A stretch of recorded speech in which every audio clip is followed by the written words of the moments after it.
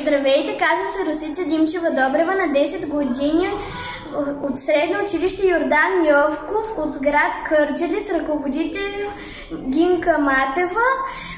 И сега ще ви изпълня тракийската песен "Мила ми е, мамо, драга ми е".